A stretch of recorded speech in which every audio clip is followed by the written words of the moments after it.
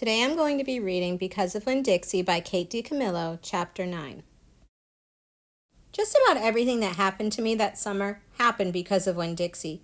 For instance, without him, I would never have met Gloria Dump. He was the one who introduced us. What happened was this. I was riding my bike home from Gertrude's Pets, and Winn-Dixie was running along beside me. He went past Dunlap and Stevie Dewberry's house, and when Dunlap and Stevie saw me, they got on their bikes and started following me. They wouldn't ride with me. They just rode behind me and whispered things that I couldn't hear. Neither one of them had any hair on his head because their mama shaved their heads every week during the summer because of the one time Dunlap got fleas in his hair from their cat Sadie. And now they looked like two identical bald-headed babies, even though they weren't even twins. Dunlap was 10 years old, like me, and Stevie was 9 and tall for his age. "I can hear you!" I hollered back at them. "I can hear what you're saying." But I couldn't. Winn-Dixie started to race way ahead of me. "You better watch out," Dunlap hollered. "That dog is headed straight for the witch's house." "Winn-Dixie!" I called. But he kept on running faster and hopped a gate and went into the most overgrown jungle of a yard that I've ever seen. "You better go get your dog out of there," Dunlap said. "The witch will eat the dog," Stevie said. "Shut up," I told them. I got off my bike and went up to the gate and hollered, "Winn-Dixie, you better come on out of there." But he didn't.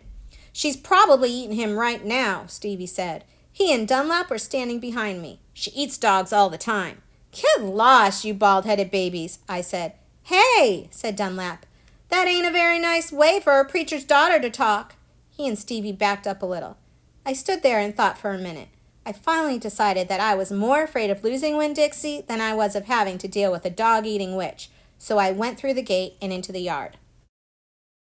"That witch is going to eat the dog for dinner and you for dessert," Stevie said. "We'll tell the preacher what happened to you," Dunlap shouted after me. By then, I was deep in the jungle. There was every kind of thing growing everywhere. There were flowers and vegetables and trees and vines. "Winn-Dixie!" I said.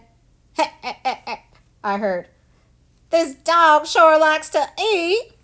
I went around a really big tree all covered in moss, and there was Winn-Dixie. He was eating something right out of the witch's hand. She looked up at me. "This dog sure likes peanut butter," she said. "You can always trust a dog that likes peanut butter." She was old and with crinkly brown skin. She had on a big floppy hat with flowers all over it, and she didn't have any teeth. But she didn't look like a witch. She looked nice, and Winn-Dixie liked her, I could tell. "I'm sorry he got in your garden," I said. "You ain't got to be sorry," she said. "I enjoy a little company." "My name's Opal," I told her. "My name's Gloria Dump," she said. "Ain't that a terrible last name? Dump." "My last name is Baloney," I said. "Sometimes the kids at school back home in Watley called me lunch meat." "Ha!" Gloria Dump laughed. "What about this dog? What you call him?" "Winn-Dixie," I said. Winn-Dixie thumped his tail on the ground. He tried smiling, but it was hard with his mouth all full of peanut butter. "Winn-Dixie?" Gloria Dump said. "You mean like the grocery store?" "Yes, ma'am," I said. "Whee!" she said. "That takes the strange name prize, don't it?" "Yes, ma'am," I said. "I was just fixing to make myself a peanut butter sandwich," she said. "You want one too?" "All right," I said. "Yes, please." "Go on and sit down," she said, pointing at a lawn chair with the back all busted out of it. "But sit down careful." I sat down carefully, and Gloria Dump made me a peanut butter sandwich on white bread. Then she made one for herself and put her false teeth in to eat it. When she was done, she said to me, "You know, my eyes ain't too good at all. I can't see nothing but the general shape of things, so I got to rely on my heart. Why don't you go on and tell me everything about yourself so I can see you with my heart?"